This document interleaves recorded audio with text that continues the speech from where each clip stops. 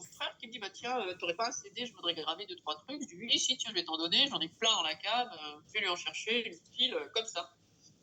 Et puis il regarde le CD, il me dit, oh là là, Dalila, ceux-là, ils sont gravés. Je dis, ah, non, non, tu vois bien, il n'y a aucune annotation. Il me dit, non, non, tu vois, il y a des petites traits, il y a des petites encoches. Et il me montre l'envers, et en effet, on voyait qu'il avait été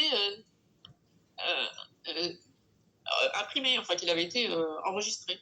Oh, je dis, purée, bon, j'essaye dans mon ordinateur, on entend de la musique. Mais pas toujours. Et on voit qu'il y a des fichiers, mais on n'arrive pas à les ouvrir. Ça demande des codes, des accès et tout. Je dis, tiens, mais c'est dingue ça, j'aurais jamais cru. Et j'en avais, je sais pas loin de 200, quoi. Donc il me dit, bah tiens, connaissant ton ex, je mets ma main au feu, qu'il y a des trucs pas nets là-dessus. Et il me dit, bah on va demander à un copain, de la famille éloignée, de nous aider parce que c'est un crack en informatique. On lui demande. Il arrive à craquer les CD. Et puis il me dit, mais Daniel, il vient me voir, c'est un gars qui sort jamais de chez lui, qui est toujours derrière ses écrans.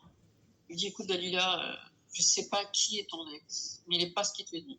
Il me dit, il doit travailler dans les services secrets ou je ne sais quoi, parce qu'il a des documents, personne ne peut avoir, que seule la gendarmerie a. Après, il les installait aussi, hein. Mais il me dit, il a aussi plein de fichiers avec des vidéos qui se lancent derrière des gens, il faut des codes particuliers, parce que c'est sécurisé, etc. Il me dit, il a sorti des photos avec des gens, où on a ce dont je vous parlais tout à l'heure, toute une assemblée de personnes dans un endroit vert, à la montagne. Et il me dit, tu connais du monde? Je lui dis, je connais personne. J'ai vécu avec lui, je connais même pas son entourage. Pas une seule personne. Et les enfants me disaient, ils nous emmènent chez des gens, tu connais personne, maman. Et surtout des hommes, et qui viennent aussi avec leurs enfants, et tu les connais pas. Je dis, mais c'est pas possible quand même, elle a quand même pas de vie, quoi. Et là, cette personne qui a réussi à craquer tout ça me dit, mais fais gaffe, ne va pas sur Internet quand tu as essayé d'ouvrir ces CD. Moi, de toute façon, je n'avais pas les compétences, donc j'ai laissé tomber. Mais lui, par contre, il a récupéré des fichiers. Il m'a dit, ouais, il y en a quelques-uns qui sont super intéressants, je les ai piqués. Donc, il a réussi à les craquer. Moi, j'emmène, il me dit, mais ramène-les chez les gendarmes parce qu'il y a de quoi faire, à mon avis, faire tomber un réseau. Donc, j'emmène ça chez les gendarmes, je leur demande donc, ils me demandent de ramener là. Parce qu'il avait une tour, mon ex-compagnon, qui allait jamais sur Internet, où il y avait des graveurs et des disques durs externes. Et donc, je ramène tout, il me dit, ramène tout et donne à la gendarmerie. Donc, je ramène, mais les gens gardent quand même les CD, que je trouve pas tout de suite, en fait, que je découvre plus tard. Et je les ramène aux gendarmes qui veulent pas prendre la plainte, qui veulent pas instruire les documents, on n'a pas les compétences, etc. Ils traînent les pieds. Je dis, c'est pas possible. Et il faut à tout prix qu'on fasse tomber ça, parce que c'est des preuves pour protéger mes enfants. Ils veulent pas, ils insistent, et au bout du compte, ils le font quand même, parce que je passe par une plateforme, la plateforme qui s'appelle la pré-plainte en ligne, et donc là, ils sont obligés de saisir ma plainte, du coup. Et là, ils me disent très rapidement qu'ils n'ont rien pu lire, mais qu'ils ont tout rendu au père. Je dis, bah, attendez, il y avait 10 disques durs qui étaient à moi, donc j'aimerais bien les récupérer quand même. Non, non, non, on a tout remis au père. Et d'ailleurs, si vous avez des copies, on les voudrait bien. Je dis, mais pourquoi faire si vous me dites que vous ne pouvez rien lire?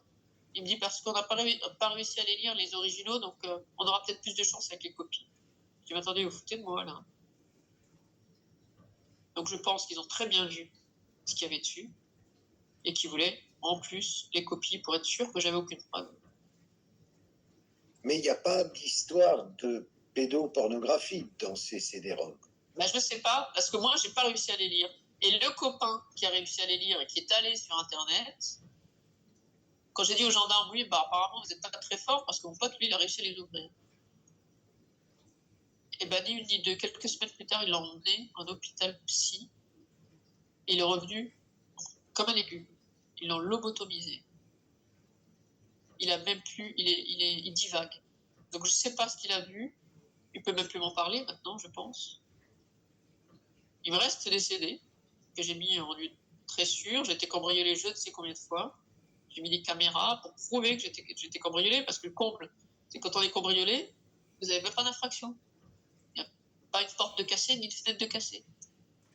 Pourtant, j'ai donné double à personne, j'ai refait mes portes et tout. Je ne sais même pas qui peut rentrer dans une maison avec une porte blindée sans laisser de traces. Et alors les gendarmes me disent, oh non, non, c'est impossible que quelqu'un soit rentré, alors qu'on a des traces de main. Moi, je vois bien, c'est très bien quand quelqu'un est rentré chez soi. Donc j'ai mis des caméras. Je mets les caméras et on voit bel et bien des gens qui rentrent chez moi. J'ai 3 personnes différentes qui rentrent chez moi. Donc je ramène les vidéos aux gendarmes pour dire, vous voyez, il y a bien des gens qui rentrent chez moi. Et ben, j'ai pas de réponse de leur part et j'ai aucune suite qui est donnée à toutes mes plaintes. Je sais même pas si c'est classé sans suite. Hein. Je suis obligée d'investiguer, de les harceler, j'ai pas de réponse.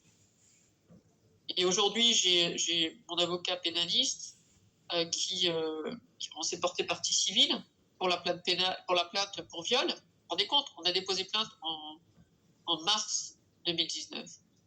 On est en 2024. On est 4 ans plus tard. Là, on a demandé à se constituer partie civile. J'ai fait mon dépôt de garantie là. Et là, depuis décembre, et j'attends qu'ils nous donnent un juge d'instruction, qu'ils en nomment un. On n'a toujours pas de réponse. Mon avocat a demandé le dossier de plainte pour voir les pièces. Il n'a toujours pas de réponse.